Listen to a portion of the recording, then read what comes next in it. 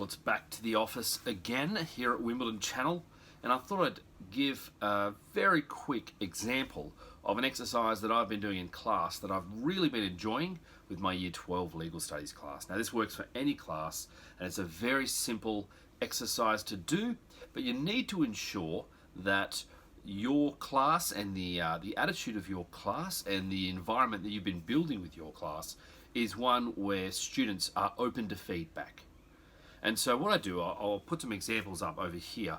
What we do is I'll give an essay question or a short answer question from the HSC or one that I've just made up, and I'll give the students, say, 10 minutes. And they all write as quickly as they can and answer the question. Either maybe it's just an introduction, or maybe it's one paragraph, or if it's a short answer question, the short answer question. Often I'll do let's do an introduction and the argument that you'd use to answer that question. And then I just walk around the class taking a photo of the responses and then send them to my laptop, and we put them up on the screen. And so it's real-time feedback for the students, but I get the students to do it. So they'll sit there and I'll say, all right, what do we think of this one? What's good about it? And students can say, oh, I like the argument, or there's good detail there, etc., etc. And okay, what could be improved? And there's real-time feedback for the students. It's anonymous. The students, they know who it is, but I don't say, now this is Susie's response. And we'll do maybe, if depending on the size of the class, you might do two or three, depending on how long the feedback session goes for. And then I'll give the students time to improve their response. So it's actually the kind of feedback loop. It's saying to students, do this work, now compare what you've done with another student and listen to the feedback that's received for that student's work, comparing it to your work. Now I want you to improve your work based on that feedback that you've had. And then we give that time. That's usually, it almost takes a lesson. So it means that you're going to have to find some time, teaching content, etc.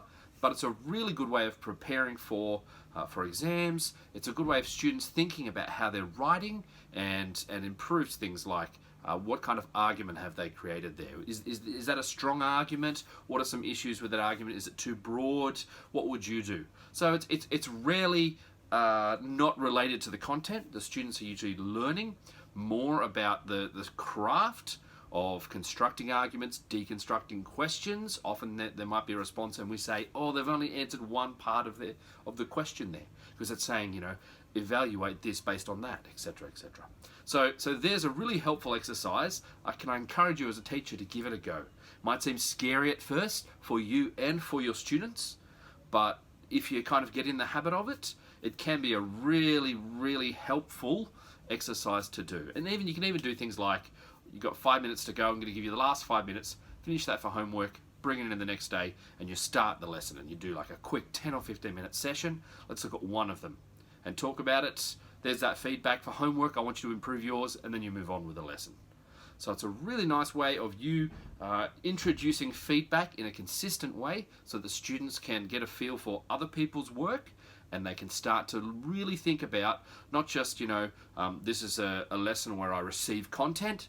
It's a lesson where active learning, feedback, and working on and reflecting on their own learning and improving it happens in class time, where you're there to help them out.